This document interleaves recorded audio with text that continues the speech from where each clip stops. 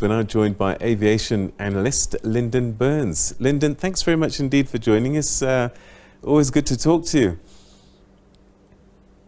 Hi, Peter. Good evening, and good evening to everybody who's watching the program this evening.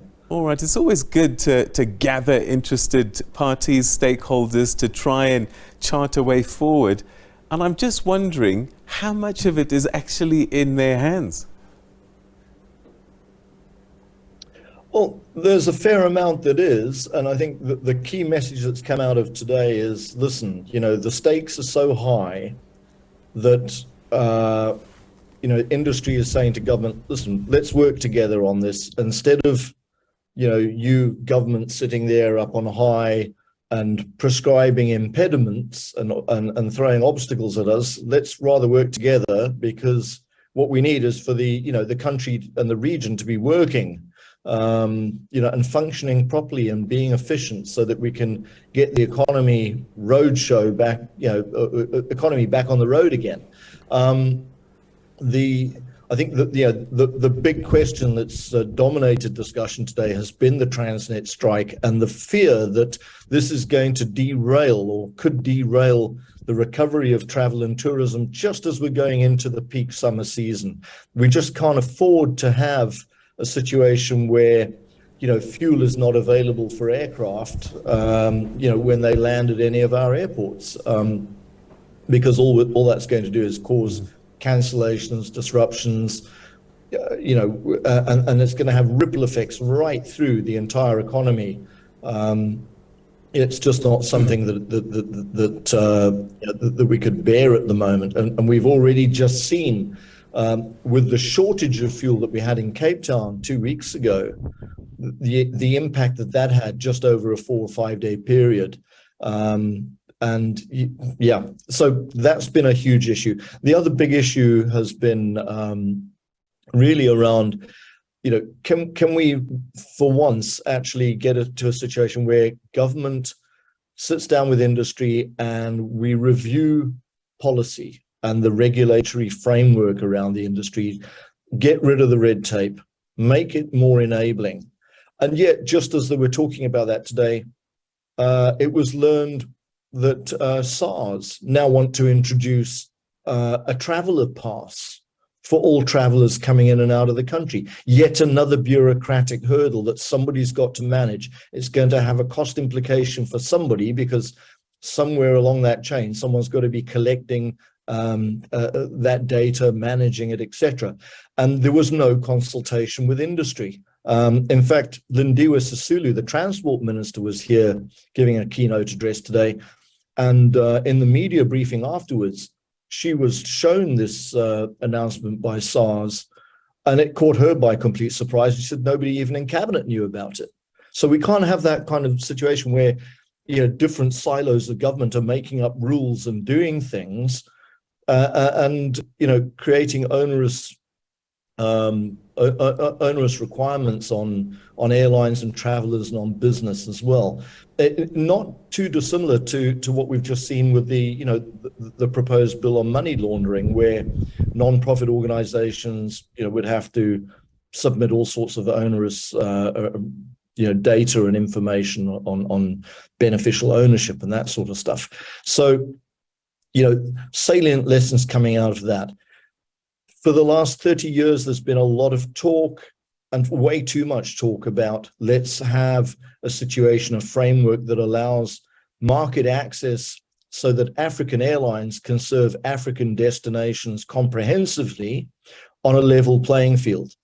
So that when an airline in South Africa wants to open a route to Rwanda, for example, it doesn't get ripped off and charged differential extortionate prices for landing and airport charges. Whereas when the reciprocal airline from Rwanda comes to South Africa, they're welcomed with open arms, the red carpet, and and they get to pay the same fees and prices that our local carriers pay. So it's those sort of things that they were talking about as well, and saying to government, look, you've done a great job in South Africa. Now you need to do a great job for South Africa in the African environment, and let's use our influence and position. South Africa's recently, just a week ago, been elected onto the UN International Civil Aviation Organization Council. That is the pinnacle body that sets global standards, regulatory standards and best practices for aviation. So we have a golden opportunity to drive this agenda in Africa and to finally, once and for all, get a framework going that will underpin the Africa Continental Free Trade Area by creating and opening up markets within Africa for African airlines, which can only be good for tourism, can only be good for trade and for business and commerce. It sounds like that the politicians have the golden key actually to unlocking a lot of this potential. You talked about the Transnet scenario. That is an unusual item, yes, for sure. I just wonder, though, before the Transnet strike, there were quite a few problems. I was just at the airport on Monday, and I couldn't believe how smaller the activity is at these airports now. And I just wonder what else needs to be done to try and get aviation to the levels that it was before COVID. Okay, so let's just give you a bit of context on that.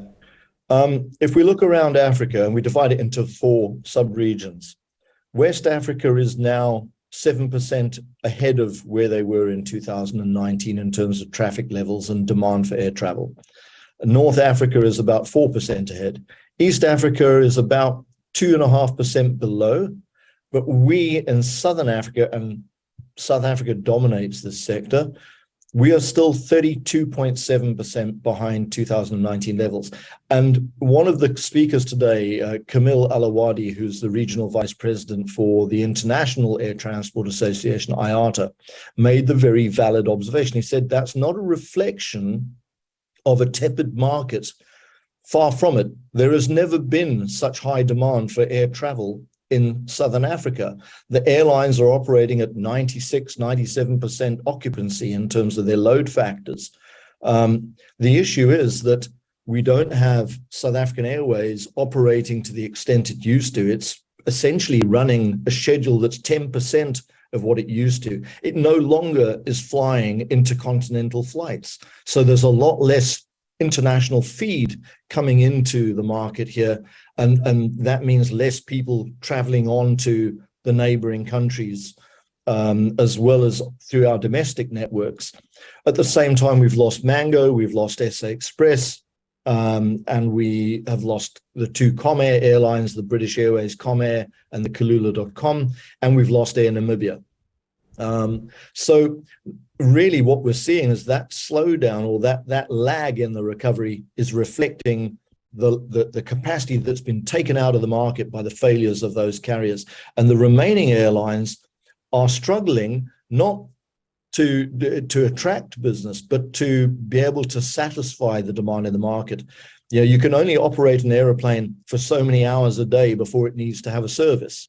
And similarly, your pilots and your cabin crew have also got limited, very finite, regulated working hours and shifts that they can do from a safety point of view, because you can't compromise safety by having fatigued and tired aircrew.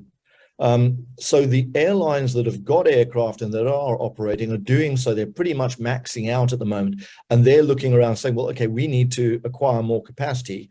But these are airlines that accumulated a lot of debt during COVID and are still trying to resolve that, repay that debt, get back into the black, before they start spending more money on acquiring more aircraft. And they obviously don't want to grow too fast either, because that would be irresponsible. So they're caught in a bit of a conundrum there. And then, of course, we've got, on top of all of that, we've now got additional pressures in terms of sustainability, climate change, carbon offsetting, and compliance on that level. And a lot of talk and calls on government to incentivize the development and production of sustainable aviation fuel, biofuels, for example.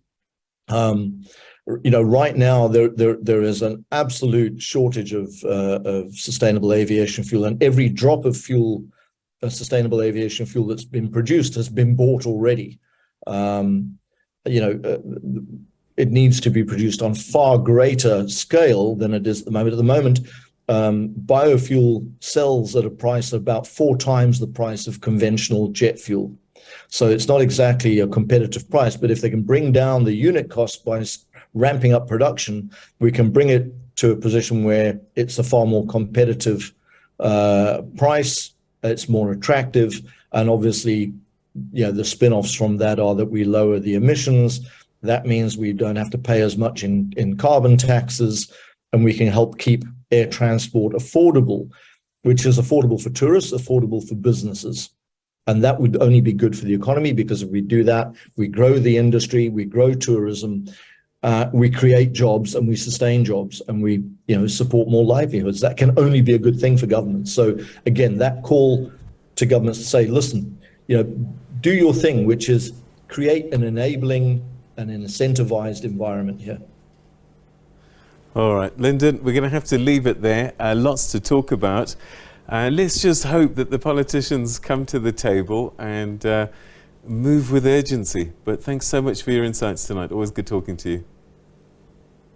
Absolute pleasure, Peter. Thank you. All right, that's aviation journalist Linden Birns talking to us about discussions that are taking place about an aviation industry that's struggling, particularly in the east and southern part of the continent. And it looks as if the politicians' policy shifts could assist, but there's still a lot of work to be done.